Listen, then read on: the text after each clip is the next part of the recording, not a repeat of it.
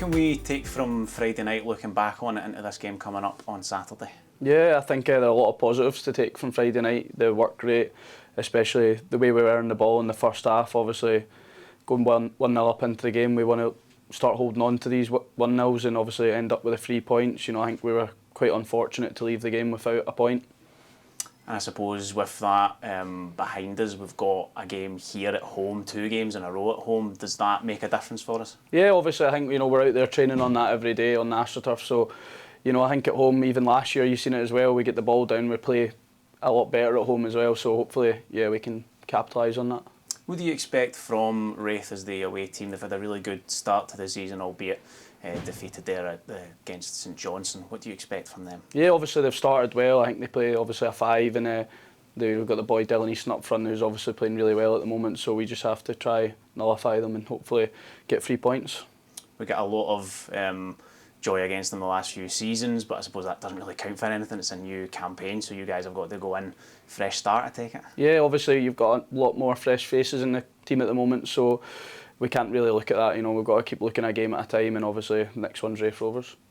And we kind of touched on maybe having home advantage. Has it been frustrating having to wait so long since the Queen's Park game to get back here for a match? Yeah, obviously I've been out since last season, and I'm glad to be back in the team now. So yeah, looking forward to getting out in the home pitch.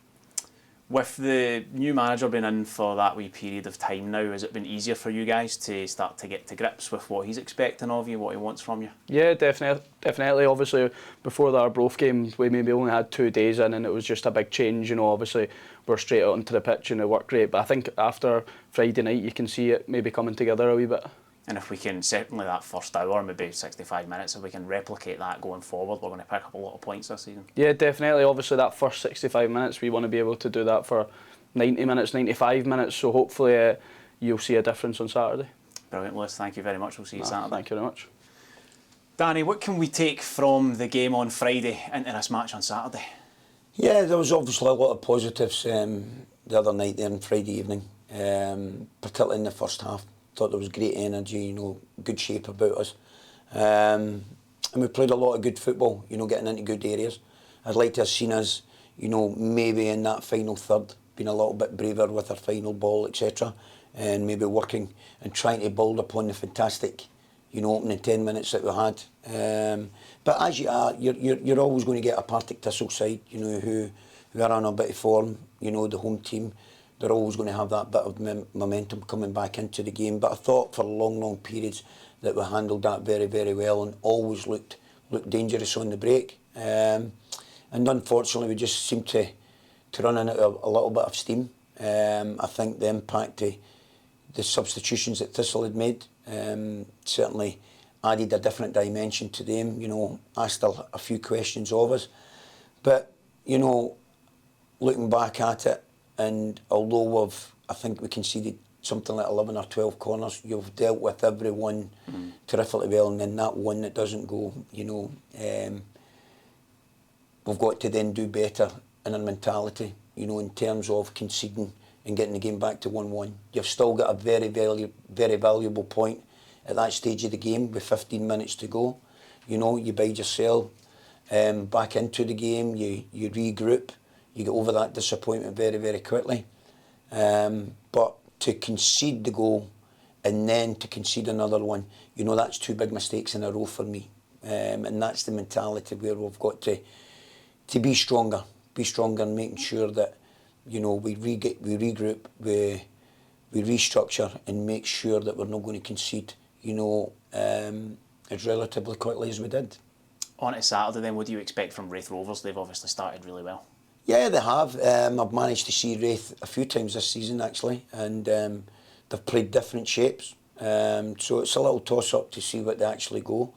They do have, very, very good players, particularly from middle to front.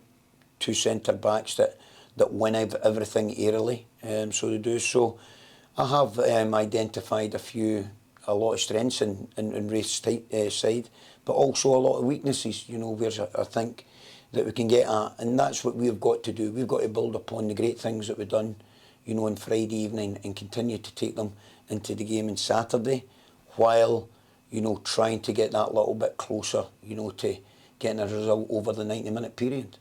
The fact that it's your first home game, I suppose, is a bit of a quirk of just the way the schedule's landed since your appointment, the St Johnstone game being delayed and postponed. So how excited are you to get out there with the players in front of the home support? Yeah, it's going to be fantastic, you know, to get back out amongst our own. I thought on Friday evening they were absolutely fantastic. From the first minute to the 90th minute, you know, they really gave us great energy, and we're going to need that. We know how important they are for us. And, you know, to make, you know, my own appearance here on Saturday in front of, you know, a fantastic support, you know, it's something that I'm really looking forward to. In terms of Raith Rovers, obviously a club you've got an affinity for from your time playing there, but full focus on making sure you get the 3 points over them?